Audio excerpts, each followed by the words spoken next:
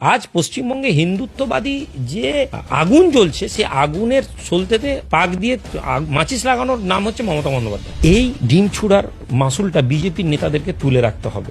আজ না হয় কাল যখন তারা ক্ষমতাচ্যুত হবে, তখন এই ডিম ছোড়া বাংলা মানুষ ভুলবে না। তাদেরকে মাথায় রাখতে হবে এর রিয়াকশনটা তাদের জন্য অপেক্ষা করছে। পশ্চিমবঙ্গে বিজেপি যা চেয়েছিল হিন্দু মুসলমান করার, সেই জায়গা থেকে বেশি এখন হিন্দু হিন্দু হচ্ছে। আজকের দিনে গণতন্ত্র উলি আওড়ালেও আরএসএস বা বিজেপি তথা পশ্চিমবঙ্গের এখন যা সরকার, তারা কতটা সংবিধানকে প্রাধান্য দিবে, এটা একটা প্রশ্ন সাপেক্ষ বিষয়। সবচেয়ে বড় সমস্যা আজকের দিনে এখনো সংখ্যালঘু মানুষের একটা বড় অংশ তৃণমূল করছে। কারণ সংখ্যালঘু মানুষেরা যতক্ষণ না সার্ভাইভ করার জন্য ঐক্যবদ্ধ হবে, ততক্ষণ পর্যন্ত বিজেপি ফায়দাটা নিবে। সংখ্যাগুরু একটা সাম্প্রদায়িক মতাদর্শের মানুষেরা যে কথা বলবে, তারা আইনের ঊর্ধ্বে। একই কথা যদি কোনো অন্য ধর্মের বা যারা একটু পিছিয়ে পড়া লোক তারা যদি বলেন, তারাও দেশদ্রোহী, তারাও ভারতের বিরোধী। অভিষেক বাবু দিল্লি থেকে ফিরছেন, বিজেপি কর্মীরা জানছে কি করে? অভিষেক বাবু তো আজকের দিনে কোনো ভিআইপি নন, সাংসদ হিসেবে তিনি আছেন, যাবেন, বিজেপির কর্মীরা জানছে কারণ তার মানে তিনি ডিক্লেয়ার করে যাচ্ছেন। এটা একটা সস্তা ফুটেজও মাইলেজও পাওয়া যাবে। ডিম ছোড়ার কথা হলে হাইলাইট হলো, ক্যামেরা গেল, কিছু ছবি উঠল। যারা বলছেন মাদ্রাসা বন্ধ করতে হবে,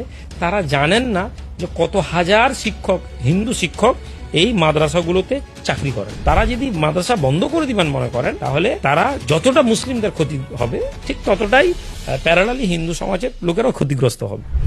আপনি ভোটের পরে, নতুন সরকার আসার পরে হজ থেকে ফিরে এসে বলেছিলেন যে তৃণমূলের বিরুদ্ধে যতটা লড়াই হয়েছিল, এই সরকারের বিরুদ্ধে আরো বেশি লড়াই হবে।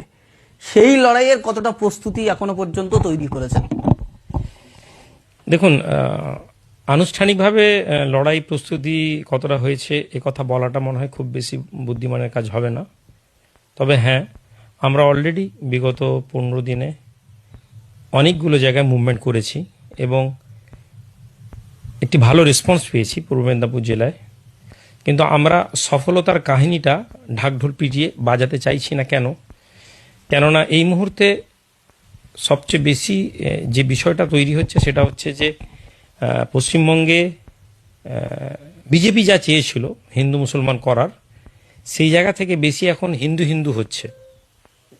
ফলে আমরা মনে করি যে সংখ্যালঘু মানুষ যত কম চেঁচামেচি করবে, তত খেলাটা ভালো হবে।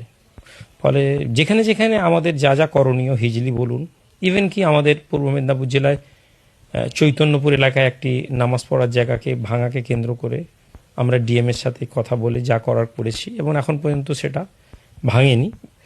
বিজেপি ভেঙে ফেলে অবাক হওয়ার কিছু নেই, কিন্তু এখন তারা এই জায়গাটাকে সম্মান করেছে এবং আমরা সেই মুভমেন্টটাকে আমরা তৈরি করেছি। তবে হ্যাঁ, একথা সত্য যে লড়াইটা যত সহজ আমরা মনে করছি, তত সহজ তো হবে না। কেননা বিজেপি যেভাবে মুসলিমদেরকে ঘিরে ধরছে বা মুসলিমদেরকে তারা যেভাবে বেঁধে রাখছে, সেটা একটা অবশ্যই সময় সাপেক্ষ ব্যাপার। এবং সবচেয়ে বড় সমস্যা আজকের দিনে এখনো সংখ্যালঘু মানুষের একটা বড় অংশ তৃণমূল করছে বা প্রচ্ছন্ন একটা তৃণমূলের ভাবনার সাথে ডুবে আছে, বা সিপিএম আসবে এই স্বপ্নে এখনো কিছু মুসলিম লোকেদেরকে সিপিএম উৎসাহী করছে। ফলে আমরা এই জায়গায় এই জন্যই আরো ঠান্ডা মাথায় দেখতে চাইছি, কারণ সংখ্যালঘু মানুষেরা যতক্ষণ না সার্ভাইভ করার জন্য ঐক্যবদ্ধ হবে, ততক্ষণ পর্যন্ত বিজেপি ফায়দাটা নিবে। যেটা বিজেপি আরএসএসকে নিয়ে করেছিল, যে তারা হিন্দু ভোটকে এক জায়গায় নিয়ে আসতে পেরেছে, সেম খেলাটা তারা সফল হয়েছে অনেকটা। কিন্তু মুসলিমরা এটা বুঝতে পারছে না যে পশ্চিমবঙ্গে একটা বড় অংশ এখন হিন্দু হিন্দু করছে। ফলে মুসলিমদেরকে মুসলিম না করলেও মুসলিমদেরকে ঐক্যবদ্ধ হতে হবে, এই ভাবনাটা এখনো মুসলমানদের মধ্যে জাগেনি। ফলে সেই জায়গায় একটু সময় সাপেক্ষ ব্যাপার, দেখা যাক। এর মাঝে আমরা দেখছি যে দিলীপ ঘোষ, রাজ্যের মন্ত্রী, তিনি বলছেন নামাজ পড়তে হলে বাংলাদেশ বা পাকিস্তানে চলে যেতে হবে, এখানে হবে না। না, দেখুন, দিলীপবাবু একটা উগ্র সাম্প্রদায়িক লোক, হিন্দুত্ববাদী এজেন্ডাকে উনি সারা জীবন প্রমোট করেছেন এবং আরএসএস এর ভাবনাকে, আরএসএস এর কোলে লালিত পালিত হয়েছেন। ফলে উনি এটা বলবেন, এটা স্বাভাবিক। কিন্তু প্রশ্ন যেটা, সেটা হচ্ছে যে দিলীপবাবুর এই কথাটাকে কেন্দ্র করে সংখ্যালঘু মানুষরা কি ভাবছে। সংখ্যালঘু মানুষেরা কিন্তু সেই জায়গায় দিলীপবাবুর আমরা শুধু কন্ডেম করে দিলাম, বিরোধিতা করে দিলাম, এই ভারতের গণতন্ত্র। এটা সত্য কথা, আজকের দিনে গণতন্ত্রর বুলি আওড়ালেও আরএসএস বা বিজেপি তথা পশ্চিমবঙ্গের এখন যা সরকার, তারা কতটা সংবিধানকে প্রাধান্য দিবে, এটা একটা প্রশ্ন সাপেক্ষ বিষয়।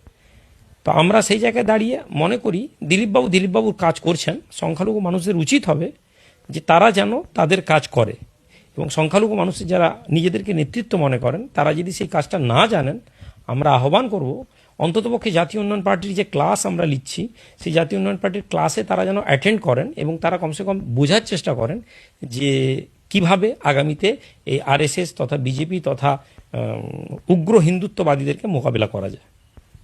আমরা দেখছি যে রাজ্যের আর এক মন্ত্রী অগ্নিমিত্রা পল, তিনি বারবার বলছেন মাদ্রাসা থেকে ডাক্তার ইঞ্জিনিয়ার তৈরি হয় না, এই মাদ্রাসা বন্ধ করে দেওয়া উচিত। এবং বিশেষ করে রাজ্যের আর একজন সাংসদ তিনি বলছেন যে খারজি মাদ্রাসা অবশ্যই বন্ধ করা উচিত, মানে খারজি মাদ্রাসা বন্ধ করে দিতেই হবে। না, তারা ওই যে বললাম, তারা তো সংবিধানকে মানেন না, ফলে সংবিধানকে মানেন না বলে এই কথাগুলো তারা বলছেন। এখনো কোথাও না কোথাও আমরা সংবিধানকে সম্মান করি, আইন ব্যবস্থাকে সম্মান করি। যদি এই একই কথা কোনো মুসলিম লোক বলতো, তাহলে প্রশাসন এতক্ষণ অ্যাকশন নিয়ে নিত যে সংবিধান উল্লঙ্ঘন করা হচ্ছে, সংবিধানকে মান্যতা দেওয়া হয় না, আইন ব্যবস্থাকে অসম্মান করছে। সেম যে রিয়াকশন যেটা আজকে যাদের নাম বললেন আপনারা, তারা করছেন, তাদের বিরুদ্ধে কোনো অ্যাকশন নেই। তাহলে আমরা এমন একটা সমাজ ব্যবস্থায় বাস করছি যেখানে সংখ্যালঘু মানুষরা যে কথা বলবে, সংখ্যাগুরু একটা সাম্প্রদায়িক মতাদর্শের মানুষেরা যে কথা বলবে তারা আইনের ঊর্ধ্বে। আর একই কথা যদি কোনো অন্য ধর্মের বা যারা একটু পিছিয়ে পড়া লোক বা উদার কিছু হিন্দু মানুষ এখনো তো আছেন একদম, যে আমরা তো 100% হিন্দু সম্প্রদায়কে সাম্প্রদায়িক বলতে পারি না, তারা যদি বলেন তারাও দেশদ্রোহী, তারাও ভারতের বিরোধী। তাহলে এই যে দ্বিমুখী একটা প্যারালাল চলছে, তোমার 7 খুন মাপ আর আমি করলে অপরাধ, তো সেই জায়গায় দাঁড়িয়ে আর যারা বলছেন এরা খুব বেশি না তো সমাজ নিয়ে এদের কোনো পড়াশোনা আছে, না তো সামাজিকভাবে তারা শিক্ষিত। তারা যারা বলছেন মাদ্রাসা বন্ধ করতে হবে, তারা জানেন না যে কত হাজার শিক্ষক, হিন্দু শিক্ষক এই মাদ্রাসাগুলোতে চাকরি করেন, তারা জানেন না। তারা যদি মাদ্রাসা বন্ধ করে দিবেন মনে করেন, তাহলে তারা যতটা মুসলিমদের ক্ষতি হবে ঠিক ততটাই প্যারালালি হিন্দু সমাজের লোকেরাও ক্ষতিগ্রস্ত হবে। ফলে তারা যদি মনে করো মাদ্রাসা বন্ধ করে দিবে, বন্ধ। আর থাকলো খারেজির প্রশ্ন, খারেজি তাদের সাম্প্রদায়িকতা মনোভাবপন্ন। আমরা কাউন্টার আমরাও বলতে পারি, যেখানে শিশুদেরকে শিক্ষা দেওয়ার নাম করে অস্ত্র চালনা করা হয়, যেখানে হাফ প্যান্ট পরিয়ে আগুনের মধ্যে থেকে ঝাঁপ দিয়ে একটা নির্দিষ্ট সম্প্রদায়ের লোকেদের, এগুলো বন্ধ করা উচিত। কিন্তু এগুলো বন্ধ হবে না। ফলে তারা খারেজিকে ভয় পায়, কেননা তারা জানে খারেজি মাদ্রাসা হচ্ছে একটা মতাদর্শ তৈরি করা মাদ্রাসা, খারেজি মাদ্রাসা হচ্ছে একটা ঐতিহ্য, মুসলিম সম্প্রদায়ের ঐতিহ্যের মাদ্রাসা। যতদিন খারেজি মাদ্রাসা থাকবে ততদিন তারা তাদের এজেন্ডাকে পূরণ করতে পারবে না। ফলে তারা ভয় পাচ্ছে, এবং তাদের এই ভয়টা আমাদেরকে ভালো লাগছে যে তারা ভারতবর্ষে থাকলেও তারা ওই খারেজি মুসলমান এগুলোর বাইরে তারা ভাবতে পারছে না। দেশ নিয়ে তাদের কাছে ভাবনার কোনো জায়গা নেই। একটা বিষয় আপনি যেরকম বললেন যে একজন করলে মাপ আর একজন করলে অপরাধ, আমরা দেখেছি যে রেড রোডে পবিত্র ঈদের নামাজকে কেন্দ্র করে পারমিশন দেওয়া হয়নি, সরকারের পক্ষ থেকে জানানো হয়েছিল রেড রোডে একটা গুরুত্বপূর্ণ রোড, সেখানে জ্যাম হবে, যানজট তৈরি হবে, সেই জন্য ঈদের নামাজের জন্য দেওয়া হয়নি। অথচ আজকে যোগা দিবস, আন্তর্জাতিক যোগা দিবস উপলক্ষে প্রধানমন্ত্রী এলেন, এই তার জন্য গত 1 সপ্তাহ ধরে রেড রোড বন্ধ করে রাখা হয়েছিল। এটা কিভাবে দেখছেন? দেখুন, আমি আবার আমরা বলি যে এসব খেলা আজকে না, মমতা ব্যানার্জি এই খেলা উদ্বোধন করে দিয়ে গেছেন। যদি আমরা আজকে শুধু বিজেপিকে মনে করি যে বিজেপি এইসব দোষ করছে, তাহলে আমাদেরকে জানা দরকার কার্নিভাল মমতা ব্যানার্জি রেড রোডে করেছিলেন। মুসলিম সমাজ নামাজ পড়েছিল, তার কাউন্টার মমতা ব্যানার্জি কার্নিভাল করেছেন, করে একটা হিন্দুত্ববাদী চলতে। আজ পশ্চিমবঙ্গে হিন্দুত্ববাদী যে আগুন জ্বলছে, সে আগুনের সলতেতে পাক দিয়ে মাচিস লাগানোর নাম হচ্ছে মমতা বন্দ্যোপাধ্যায়। মোহন ভাগবতকে মিষ্টি পাঠানো থেকে আরম্ভ করে আরএসএস অত খারাপ নয়, এইসব কথা বলে বলে তিনি প্রচ্ছন্ন মুসলিম সমাজের ভোটটা নিয়েছিলেন। ফলে এটা হবে, কিন্তু আমাদের কাছে যেটা বুঝার, রেড রোডে নামাজ না পড়লে কি আমাদের নামাজ হবে না? সবচেয়ে বড় কথা, 2014 থেকে মুসলিম কমিউনিটি ট্র্যাকের বাইরে গিয়ে ভাবা শুরু করেছে, এটা একটা প্লাস পয়েন্ট। মুসলিম কমিউনিটি এটা জানতে পেরেছে যে সার্ভাইভ করার জন্য তাদেরকে কিভাবে এগোতে হবে। আবেগে পড়ে চেঁচামেচি করে গালাগালি করে আমাদেরকে নামাজ পড়তে দেন, কি অসুবিধা নেই। নামাজ রেড রোডে তারা পড়তে দিয়েছে। আগামী 5 বছরের মধ্যে আমরা রেড রোডে নামাজ পড়া শুরু করি, তারা আমাদের জমায়েত দেখুক, তারা দেখবে। তারা ভয় পায় যে মুসলিমরা ইউনাইটেড আছে, এটা তারা ভয় পায়, এবং এই ভয়ের কারণে তারা নামাজ পড়াতে বাধা, জুমার নামাজ পড়তে বাধা, এগুলো করে, অন্য কোনো কারণ নেই। ফলে বিজেপি গোটা ভারতবর্ষের মধ্যে আইনের বাইরে গিয়ে কাজ করছে। ফলে এখানে আমাদের প্রধানমন্ত্রী এসে রাস্তা বন্ধ করে জোগাড় করেছেন, ভালো। এইটা থেকে মুসলিমদেরকে শিখতে হবে যে তুমি আইনের কথা বলে খুব বেশি এগোতে পারবে না, তোমাকে যে ভাষা বুঝে সেই ভাষায় তোমাকে জবাব দিতে হবে।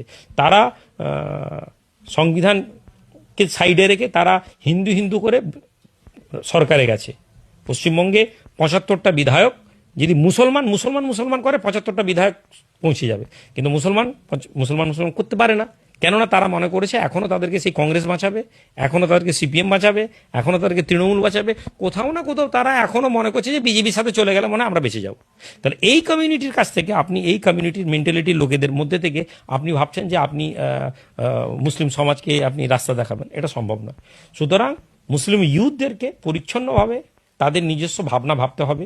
আরএসএস যে ভাষায় কথা বলে, বিজেপির উগ্র হিন্দুত্ববাদীরা যে ভাষায় কথা বলে, সেই সেম ভাষায় আমরা তাদের সাথে কথা বলবো। একটা বিষয় যেটা আসছে সামনে, আপনার জেলারই নেতা এখন রাজ্যের মুখ্যমন্ত্রী, আপনি কতটা খুশি? মানে আপনি এটা প্রমাণ করতে চাইছেন যে আপনার সাথে ভেতরে ভেতরে কোনো এক জায়গায় সম্পর্ক আছে। এটা খুশি দুঃখ এগুলোর কোনো দাম নেই। আজকে তিনি মুখ্যমন্ত্রী হয়ে গেছেন, আমি 2-4টা ভালো ভালো কথা বলে দেবো, এটার কোনো দাম নেই। তবে হ্যাঁ, এই ভোটের আগে আমাদের মুখ্যমন্ত্রীও বলেছেন যে তার সাথে আমার একটা সম্পর্ক আছে। আমি সম্পর্ক আছে এ কথা বলে নিজেকে মিথ্যাবাদী প্রমাণ করব, সম্পর্ক নেই এ কথা বললে জনগণ আমাকে মিথ্যাবাদী ভাববে, এটা নেই। তবে একথা সত্য, শুভেন্দুবাবু আজকে পশ্চিমবঙ্গের জনগণের মুখ্যমন্ত্রী। এটাকে এই বাস্তব সত্যকে যদি আমরা মেনে নিই, তাহলে আমার মনে হয় এটা আমাদের আগামী পরিকল্পনা করতে আমাদের সুবিধা।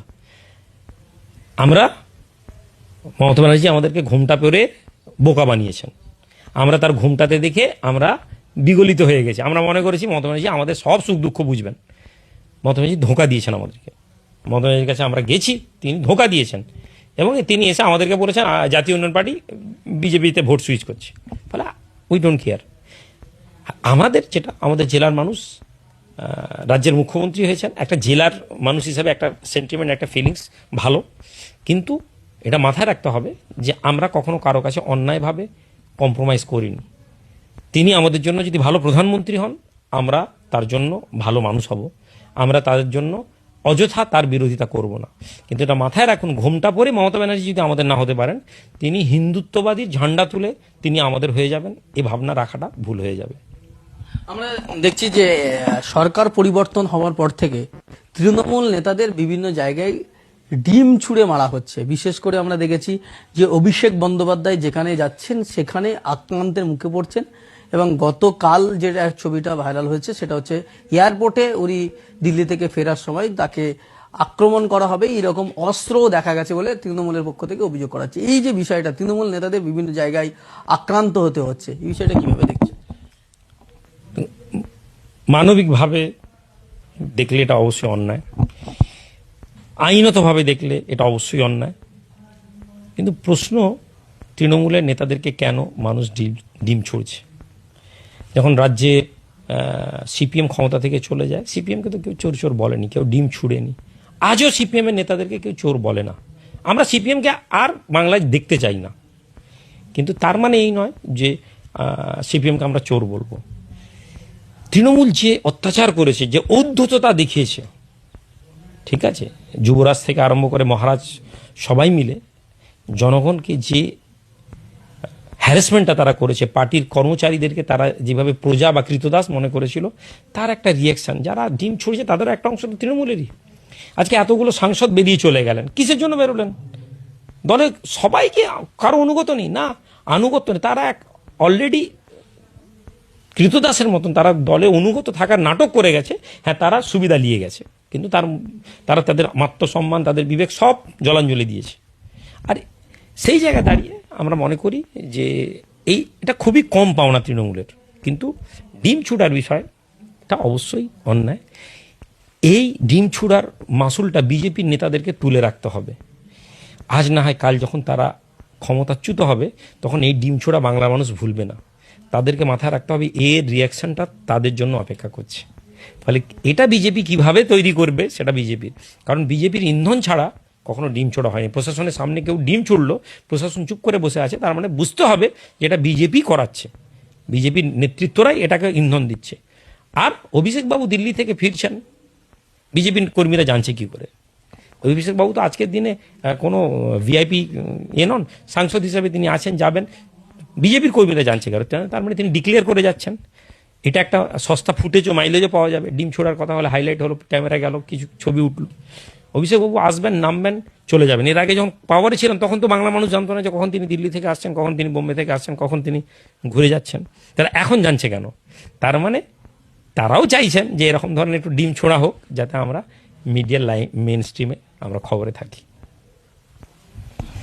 শেষ প্রশ্ন যেটা করব সেটা হচ্ছে যে পশ্চিমবঙ্গের যে পরিস্থিতি, সেখানে কখনো নতুন সরকার আসার পরে কখনো দেখা যাচ্ছে হকার উচ্ছেদ করা হচ্ছে, কখনো বুলডোজার চলছে। এই যে পরিস্থিতি চারিদিকে তৈরি হয়েছে, সেই জায়গায় দাঁড়িয়ে এক সময় এই ভোটের আগ পর্যন্ত যে একটা সম্প্রদায়, হিন্দু সম্প্রদায়ের একটা অংশ যারা বিজেপিকে মনোপ্রাণে চেয়েছিলেন, তারা বলছেন আমরা তো এই সরকার চাইনি, সোনার বাংলা গড়বে বলে আমাদেরকে ধোঁকা দিয়েছে, কিন্তু হিন্দুদেরকেই অত্যাচার করছে। এই ধরনের ভাষা কিন্তু তারা নিজের মুখ দিয়ে তারা বলছেন। একটা কথা আছে না, মীর তকি মীরের, আমার মনে নাই লাইনটা, এরকম ছিল যে ইবতেদায়ে ইশক হ্যায় রোতা হ্যায় ক্যা, আগে আগে দেখিয়ে হোতা হ্যায় ক্যা, এরকম ধরনের লাইনটা ছিল। আগে কবিতা টবিতা পড়তাম, মনে নেই। তো বাংলার হিন্দু মানুষদেরকে এই একই কথা বলবো, এটা তো শুরু।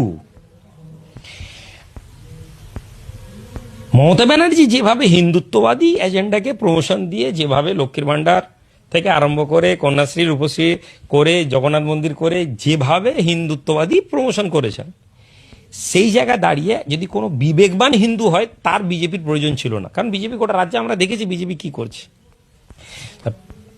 বাঙালি জাতিকে একটা বাংলা কথা বলে সুখে থাকতে ভূতে গিলয়, লড়াইটা আমাদের সাথে ছিল মমতা ব্যানার্জির। মমতা ব্যানার্জি আমাদেরকে ধোঁকা দিয়েছেন। মমতা ব্যানার্জি মুসলিমদেরকে ডিপ্রাইভ করেছেন, কিন্তু হিন্দুদের জন্য তিনি যা করার বিগত 7-8 বছরে, শুধু তিনি হিন্দুত্ববাদী এজেন্ডা নিয়ে হিন্দুদেরকে খুশি করতে গিয়ে দুহাত তুলে উজাড় করে দিয়েছেন।